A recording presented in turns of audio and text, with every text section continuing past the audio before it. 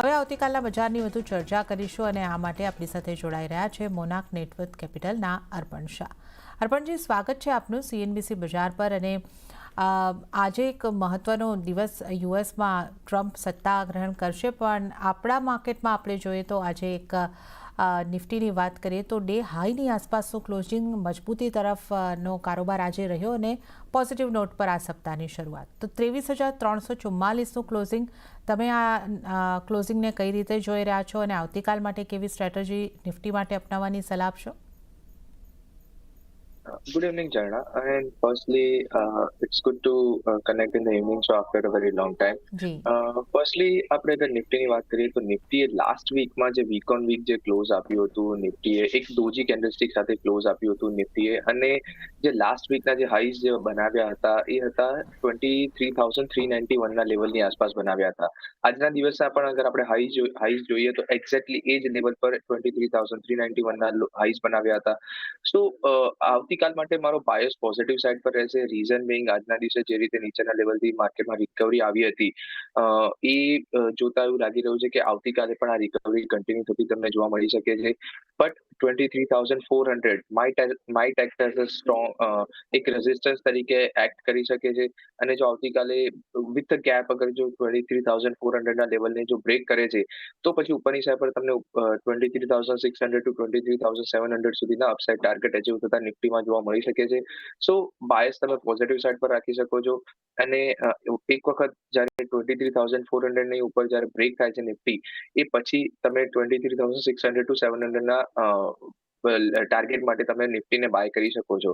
Bank નિફ્ટીની અગર વાત કરીએ તો બેંક નિફ્ટીમાં પણ સિમિલર કાઇન્ડ ઓફ ફોર્મેશન હતું. બેંક નિફ્ટીનો જે લાસ્ટ વીકનો જે હાઈઝ જે હતો એ હતો 49,450. આજના દિવસે લેવલને બ્રેક પણ કર્યો, પરંતુ ક્લોઝ આપવામાં સક્સેસફુલ નહોતો રહ્યો.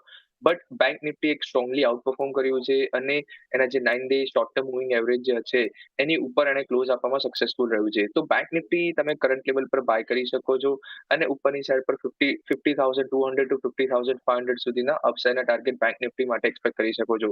રીઝન બિંગ, આજે જે રીતે કોટક બેંકે જે લીડરશિપ પોઝિશનમાં જે માર્કેટને સ્ટ્રેન્થ પ્રોવાઈડ કરી હતી અને એના પછી SBI, ICICI bank, HDFC bank, આ બધી બેંકોમાં જે રીતે નીચેના લેવલથી જે રિકવરી આવતી જોવા મળી હતી એ ઘણી એન્કરેજિંગ છે અને ચાન્સીસ છે કે આ રિકવરી તમને નેક્સ્ટ 2 ટુ 4 ડેઝ સુધી કન્ટિન્યુ થતી જોવા મળી શકે છે. સો બેંક નિફ્ટીને તમે કરંટ લેવલ પર બાય કરી શકો છો. નિફ્ટીને તમે 23,400ના બ્રેકઆઉટ પછી તમે બાય કરી શકો છો. જી અર્પણજી, તો આપણે જે રીતે જણાવ્યું છે કે નિફ્ટીને 23,400ના બ્રેકઆઉટ પછી બાય કરવાનું છે. ટાર્ગેટ 23,600ના સ્ટોપલોસ અહીંયા કેટલો રાખવાનો રહેશે અને બેંક નિફ્ટી માટે પણ કેટલો સ્ટોપલોસ રાખવાનો રહેશે? સો વન્સ એક વખત બ્રેકઆઉટ પછી તમે જ્યારે બાય કરો છો ત્યારે નિફ્ટી માટેનો સ્ટોપ લોસ 23,200ના લેવલની આસપાસ રાખવાનો રહેશે, જ્યારે બેંક નિફ્ટી કરંટ લેવલ પર જ તમે બાય કરી શકો છો અને એના માટેનો સ્ટોપ લોસ 48,800નો સ્ટોપ લોસ રાખવાનો રહેશે.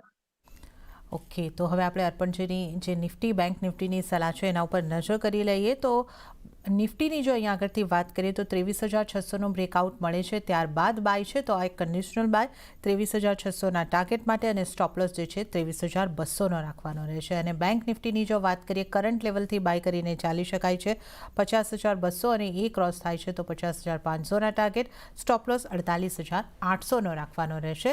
તો આ નિફ્ટી બેંક નિફ્ટી ઉપર અર્પણજીની સલાહ આપણે લીધી છે. હવે નિફ્ટી ઉપર અન્ય નિષ્ણાતો કઈ રીતની સલાહ આપી રહ્યા છે એના ઉપર પણ નજર કરી લઈએ. તો SSJ ફાઇનાન્સના વિરલ છેડાની નિફ્ટી માટે બાય કરવાની સલાહ બની રહી છે 23,300ની આસપાસ.